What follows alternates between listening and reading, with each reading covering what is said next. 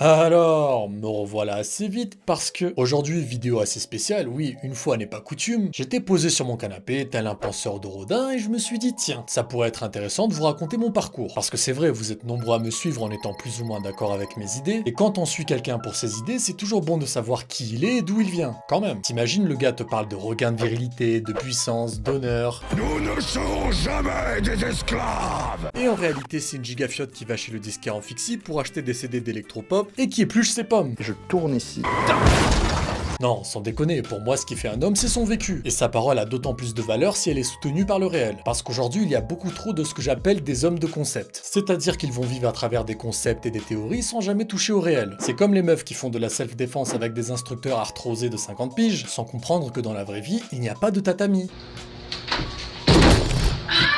Pas de attends, je recommence. Que quand tu mets un réel coup sans protection, tu peux t'exploser les métacarpes et il n'y aura pas de temps mort pour aller à l'infirmerie. Alors, quand le réel débarque, c'est-à-dire le grand gaillard d'1m90 en survêt de l'OM, Bonjour les amis. c'est pas le tai chi que t'as appris rue Faubourg Saint-Honoré avec Gérard qui va t'empêcher d'avoir les os de ton crâne faire de la trigonométrie. Alors, je vais parsemer mon récit de quelques anecdotes assez épiques, porc épiques. Restez bien jusqu'au bout parce qu'il va y avoir de sales histoires. Posons le contexte. Je suis né en Albanie. À ce moment-là, on est fin des années 90. Il y a la chute des régimes communistes. Alors ici, il n'y a plus d'État, ce qui a conduit à l'ouverture des dépôts d'armes en 1997. Tout le monde se sert et c'est chacun pour sa peau. La seule chose qui nous est léguée, c'est la corruption et un pays totalement déchiré par la politique répressive de l'ancien chef d'État, Enver Hoxha. Un extrême staliniste qui aurait envoyé dans des camps le moindre clochard de Twitter avec le sigle du communisme en bio, faut le savoir. C'était l'anarchie, mais bizarrement, il n'y avait pas non plus de zadistes ni de punk à chien, parce que c'est des concepts qui ne peuvent exister que dans des sociétés séropositives. Non, c'était plus GTA Balkan City. À croire qu'il y avait un enculé qui a lâché un R1 R2 pour activer le mode piéton armé. Donc c'est pour ça que je ferai de temps en temps de petites parenthèses sur mes parents, qui nous ont permis de survivre dans un pays où il y a plus d'armes que d'habitants.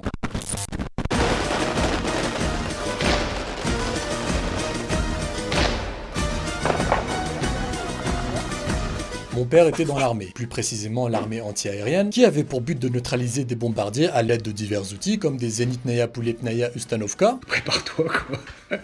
C'est normal si t'as pas compris, c'est le chinois que parlaient les pilotes quand ils se voyaient dans le viseur de cette machine. À l'époque c'était comme ça, il fallait maîtriser des armes avec des noms russes incompréhensibles pour survivre. Il était aussi ingénieur en mécanique et il dirigeait un atelier dans un petit coin de la ville de Shkoder. Alors attention, quand je dis diriger, c'est pas les trucs de PD d'aujourd'hui. Il y avait pas de psychologue du travail ni des syndicats à la con. Non, le seul syndicat qu'il avait c'était une AK-47 derrière le bureau pour prévenir l'arrivée des voyous. Pour la petite anecdote, un type armé était venu le racketter dans son atelier, ce jeune inconscient a fini bâillonné dans le coffre d'une vieille Mercedes, c'était tellement étroit qu'il a vécu un Paris appartement simulator. Mon paternel a demandé une rançon à la famille, mais en plus de ça, lorsqu'ils sont venus chercher leur fils, il leur a demandé de partir avec dans le coffre. C'est quelle forme d'irrespect? Quand je vous dis qu'il ne faut pas acheter de voiture à un Albanais, il y a toujours des surprises dans le coffre. Il faut bien comprendre que la vie y était extrêmement dure et incertaine. À tout moment, un mec déboulait pour te zigouiller pour 100 lek. Tout était régi par la peur et l'intimidation. La nuit, t'entendais des coups de feu et on me disait t'inquiète, c'est des mariages. Eh ben putain, les gens devaient se marier tous les jours là-bas. C'est pour cette raison qu'ils ont décidé de quitter le pays. Un jour ou l'autre, t'es quasi obligé de tuer quelqu'un pour te défendre. Et je vais pas rentrer dans les détails, surtout sur YouTube. Il faut savoir que là-bas, il y a la loi du canon. En gros, c'est œil pour œil, dent pour dent, mais en version hardcore. Pour schématiser ça, si tu tues quelqu'un, même pour te défendre, la famille peut décider de te coller des parchemins de traque à vie, mais pas seulement que pour toi, pas de jaloux. En fonction de l'humeur, tu peux aussi jeter la malédiction sur toute la famille. Donc du coup, tu te fais traquer par des mecs qui veulent venir découper toute ta famille avec des couteaux qui ont coupé du fromage qui pue la veille. Pouah. C'est d'ailleurs encore une loi qui est présente dans certains coins en Albanie aujourd'hui. Il s'est approché de la voiture avec un pistolet et lui a dit, comme la coutume l'exige, Nour Picha, salut mon frère de ma part. Et il l'a abattu. Les personnes traquées finissent par se confiner dans des coins paumés en pleine campagne et sans l'aide du gouvernement. Le problème c'est que dans ces coins-là, t'as même pas de réseau pour jouer à Red Shadow Legends. Pour échapper aux agros permanentes, il fallait quitter le pays et ça impliquait de passer certaines frontières. Mes parents ont alors acheté des passeports auprès d'une famille qui nous a vendu ponctuellement son identité. Problème, cette famille avait une fille alors que de notre côté on était que des garçons. Devinez qui a fait la fille? Tous les deux en mini-jupe. Ouh. Comme quoi j'étais précurseur de la transidentité. Je peux vous garantir qu'une fois arrivé à la douane, j'ai sué. Il a su. Il y a un gros chien serbe qui m'est monté dessus, j'ai sorti mon meilleur. Je sais pas ce qui vous fait dire que je suis un homme, mais je ne suis pas un homme. Votre apparence? Ah bon? Bref, j'arrive en France en 1999, on est placé dans des HLM, plus précisément dans la ZUP de Laurence à Limoges. Ceux qui connaissent pourront vous confirmer à quel point c'était rempli de cas sociaux. La pisse dans l'ascenseur tous les 2 jours, la concierge en burn-out parce qu'elle se prenait des chassés à chaque fois qu'elle sortait les poubelles. Vous voulez que je sorte et qu'on se tape? Les dealers qui jouaient à la PSP dans le hall de l'immeuble, des bagarres intercités, le bordel, on se croyait à Interville mais sans les récompenses et l'aspect vidéoludique. Ils avaient même sorti un clip pour te mettre dans l'ambiance, histoire que tu comprennes où t'es, même si tu le comprends bien tous les jours. Si t'es pas d'ici, traîne pas ici. Même si t'es pas d'ici, traîne pas ici. On va traumatiser, tu fais pas le poids mon petit. Et pour pimenter le tout, il fallait évidemment qu'on vive dans un appartement insalubre. Faute de place et de moyens le temps de récupérer des meubles, mes parents dormaient au sol et moi sur une putain de planche à repasser aménagée. Ce qui m'a conféré par la suite la capacité à ne jamais sentir d'inconfort lorsque je dois dormir quelque part. Et encore, si ce n'était que ça, l'appartement était inondé de cafards, j'en ai encore des traumatismes aujourd'hui. Parfois quand je dormais, je sentais un truc me chatouiller la jambe. Et pendant une milliseconde, je priais pour que ce soit juste la couette qui me trolle. Il y en avait partout, dans le micro-ondes, dans les placards et fallait surtout pas bouger le frigo. Parce que derrière, t'avais une armée. T'en avais même qui étaient blancs. Putain, mais je me disais que ces enculés, ils se permettent d'évoluer en plus. Nous étions également en colocation avec un couple russe alcoolique d'une 40aine d'années. Déjà, quand il y a russe et alcool, il y a souvent des histoires de temps qui traversent des départementales. Alors imaginez un cocktail russe, alcool, albanais et HLM. Un jour, alors que je m'apprêtais à sortir pour jouer dehors, comme à mon habitude, je criais pour prévenir ma mère que je sortais, évidemment dans ma langue natale. Sauf que ce jour-là, Ivan avait 3 grammes dans le sang et a cru que je l'insultais. Ou alors je sais pas, que je faisais l'éloge du capitalisme. Je vais te briser. Il a voulu s'en prendre à moi, heureusement que mon père était là. Bim! Boum, patate dans la bouche. Et vas-y que je prends des chaises pour t'éclater. Je sentais que mon père avait la volonté de lui faire une Lénine. Il y avait dans mon salon le remix de Rocky 4, les Balkans vs l'Union soviétique, mais version low cost au 9e étage d'un HLM. Une fois Ivan maîtrisé, la police appelée par les voisins a fini par arriver et l'a embarqué. Des histoires avec la police et tout, machin, mais enfin des embrouilles, tout le monde en a. Quoi?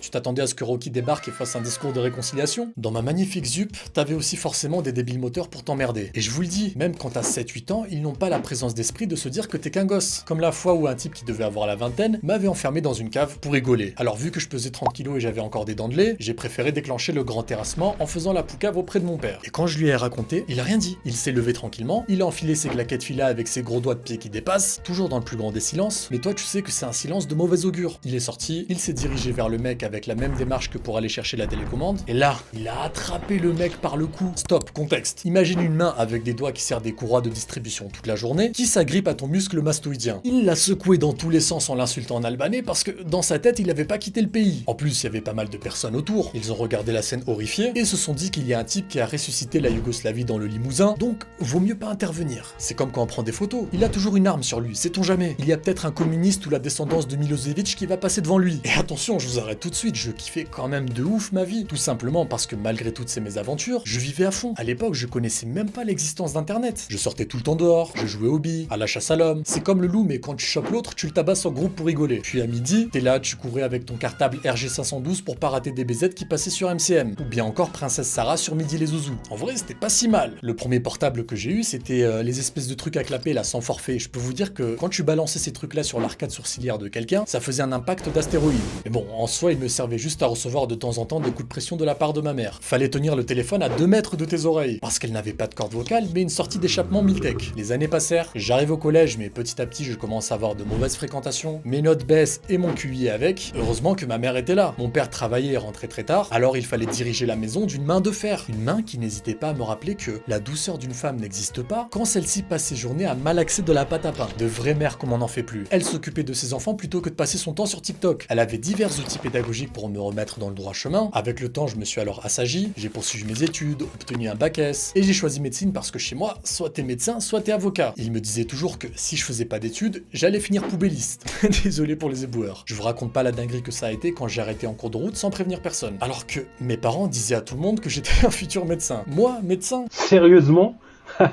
On me l'avait pas sorti celle-là depuis longtemps. Je savais que c'était pas ma voie, j'ai toujours détesté être dans les rails, fallait que je fasse mon propre bise. À 17 ans déjà, je vendais des kamas pour acheter de la whey. Les affaires sont les affaires. Après avoir arrêté mes études, j'ai fait quelques tafs ingrats pour me faire un peu d'argent de poche, le temps que mes projets se concrétisent. Entre autres, j'ai fait de la sécu dans le nord de la France. Que dire? Des vacations à rester 12 heures debout, réveil à 3h50 du matin et 1 heure de trajet aller et retour. Et ce, 4 jours sur 7. Enfin, si entre-temps t'avais pas appelé pour remplacer quelqu'un. Tout ça pour sentir les odeurs matinales de café et de poudre des gros darons dunkerquois de 45 piges. Quand tu finissais tes rondes, tu retournais dans des espèces d'aubettes chauffées. Et je peux vous dire que là-bas, c'est vraiment la réunion du festival de la beaufrie. Le mec qui bouffe le cul d'une pute, elle arrive derrière, il défouraille, il lui met un doigt dans le cul et lui mord les couilles. Tu te surprends même à péter avec eux des fois. Je vous jure que ça motive à réussir ces projets parce que l'aliénation est super violente et faut avoir un mental d'acier pour s'en sortir. J'ai ensuite enchaîné avec du taf dans le bâtiment, plus précisément avec mon cousin. Tous les matins, je montais dans le camtar, il y avait un sticker Monster collé dessus. Je sais pas pourquoi, mais ça devait faire partie de la panoplie. En plus, il y avait un rituel sacré. On ne pouvait pas partir au taf tant qu'il n'était pas allé au tabac pour dire bonjour à tous les chômeurs matinaux avant de s'envoyer un petit shot d'eau de vie, histoire d'arriver bien frais pour refaire aux blagues des salles de bain de gros boomers. Et j'étais là, disques à la main en train de couper des putains de vieux tuyaux de plomb qui avaient une odeur infecte. Il y avait zéro protection. J'ai dû inhaler tellement de particules nocives que j'ai dû raccourcir mon espérance de vie d'au moins 10 ans. L'inspection du travail nous déteste. Quand tu rentrais le soir, tu te douchais et tu dormais. T'avais pas vraiment le temps d'avoir de problèmes existentiels. Ensuite, petit à petit, mes projets perso ont commencé à prendre. J'avais ouvert une société en tant qu'agent immobilier tout en me formant aux crypto-monnaies. Et ce, malgré le fait que j'ai plus une tête à faire du recel que de la prospection téléphonique. Mais j'étais bien là, en costard à faire mon vendeur no noob no arnaque.